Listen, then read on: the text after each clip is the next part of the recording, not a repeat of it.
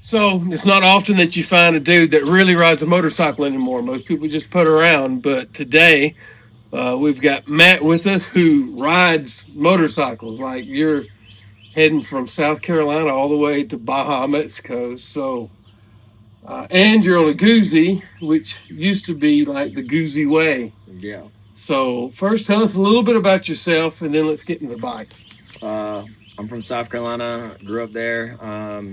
My dad was a Harley guy. I got into Guzzis because he said if he could have another motorcycle again, it'd be a Guzzi. And a few years after he passed away, my middle school chemistry and science teacher messaged me and said he had an old Guzzi, and here we are today, 8 Guzzis later, and 47 states. And I think tomorrow I will check off Oklahoma, which will be the last state of the lower 48 on a Moto Guzzi. That's cool. So it sounded like destiny then. Yeah, it was pretty cool. It was one of those things when I looked at my phone, I was like, "Is this real?" And it was. So yeah, it was a pretty cool moment. Yeah. So this motorcycle, most people look at it and have no idea what it is. So sometimes I don't know what it is. Help explain what all you got going on here. This kind of evolved from, it started as a 2000 Jackal, but it is not that anymore. And today we found out it had a quota computer. It's got a motor from a 97, and it kind of fits the whole theme of this bike, which is basically was a parts bin special is what I named it, and then turned to find out that's exactly what it is. The side panels are off my Jungle Gym slide as a kid. This is off a 75 or 78 era tank. The seats off a Harley, the rear seats off of a Guzzi, the sissy bars off Amazon, the fairings off a Dyna. So this is just build this on the cheap. This was a $750 motorcycle, and it's I put 60,000 miles on it and counting. Yeah, that's awesome. So the Jackal didn't come with floorboards. No, put those on there. It didn't come with those motocross pegs. It didn't come with a lot of stuff. Those Amazon exhaust pipes are $40. Put a crossover. So how long's the Amazon pipes been on there? They've been on there for about 2 years. So, okay, so it's money well spent. How many miles you reckon? Probably about 30 or 40,000. Okay. Yeah. 40,000 still working? Yeah. That's not bad for Amazon, $40 set of pipes. No. Some of the stuff on Amazon, as long as you don't. The only real bad thing, I've had a fuel line that I bought on Amazon, and it burst on me. So don't buy that. But other stuff seems to be all right.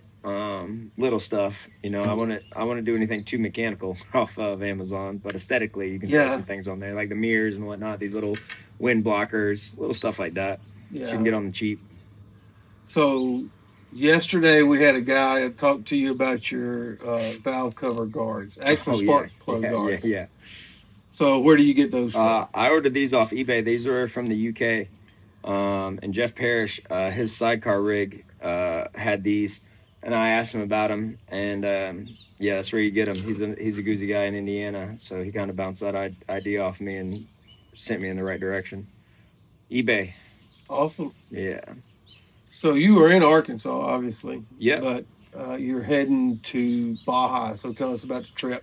So Biltwell, out of Temecula, California. You guys probably know they make bags and helmets and stuff. They do a run every other year called the Diablo Run, and this is going to be their last year. It's their 20th year doing it, and I tried to do it in 2021, and I broke down on my CB750 in Big Bend, Texas, and I wanted to go back, and obviously this is the redemption run. I got to do it because they're not doing it anymore, right. And I turned 40 next year, so I was kind of going to be my 40th birthday trip, but it turns out we're just going to make it the 39th and call it the 40th birthday. So yeah, we should get there in the next couple days. The run starts on Wednesday night. We got to be in California. It's Friday. We're in Arkansas. So we'll get there though. You'll make it. Yeah. So you're going to do it on a Goose. Yeah, that's all I have. But yeah, they're just great bikes. They're easy to work on. That's probably my favorite part is I was scared to death of them when I first got them because they were Italian and European. But the more I work on bikes and I see how easy these are, they grow on me every day, and they get better and better. You can buy an old one for $750, do what you want to it, and just keep putting a little bit of money in it, and it'll pay dividends. It just keeps getting better and better. So what you need to do to get this one ready for such a big trip? Because you're going to do coast to Baja, back to coast to coast. So when I first got this thing, it was under a tarp for 6 years. And I rode it to Sturgis in 16 days after buying it. So I had to go through it pretty meticulous with a fine-tooth comb. But I say that for a Guzzi, that's literally just changing the fluids, making sure the valves are good, and relieving the brakes, putting fresh brake fluid in that, and that's pretty much it.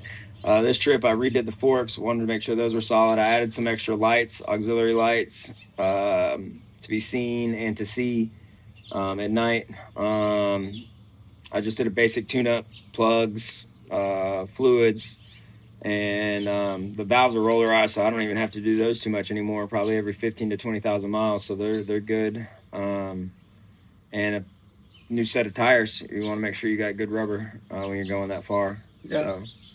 So you're picking up a passenger in New Mexico. In Roswell, in alien land. She's going to transport and teleport from Florida, and I'll pick her up. And this will be the first big run. She flew over to Amsterdam last year, and we did Italy and the UK. And now, she'll meet me in Roswell, and we'll go head south. West then south, but yeah.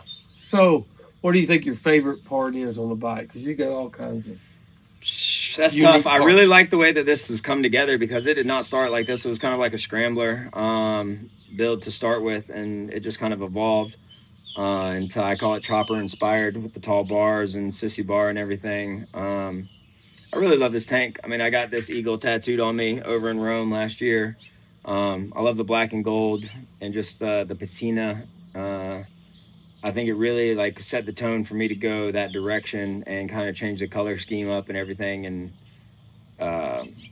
it's probably my favorite part, just because this is such an old piece. I mean, this is from the 70s, and it's on this bike in 2026, so it's just shows that it stood the test of time. So you think the tank kind of set the tone for the rest? Yeah, it helped me go. I had that style of tank, but it was silver, and then this is what really made me want to go in the direction. I think at the time that I got this, and the YouTube rabbit holes and influencers and bike people that I was following, I really liked that chopper look, like the slim down look and everything, and tall, and the more aggressive off-road tire on the rear. More like West Coast, and I kind of built this to go to El Diablo and be able to split lanes when you're out there in California to get through the border and whatnot, and be able to ride it on the beach and not worry about getting stuck with that rear tire, and taking as much weight off as I could. So if you do bury it, you can just find a friend and pick it up and move it. Right, these things aren't that heavy. No. So. That's cool. Well, thanks for sharing your bike and your ride with us. Thanks for having me, man. This has been a great couple of days, and I love that halfway across the country I can make this bike go better and better and keep going down the road. Right? The Guzzi community is a great community. Yeah, that's I think the other big thing is, once you find that niche, you find the people, and they're always willing to help. So it's super awesome. I'm glad to be a part of it. I'm glad I found my way here. Awesome. All right, thanks for being on Augie 1 mile at a time. Yeah, absolutely. Anytime.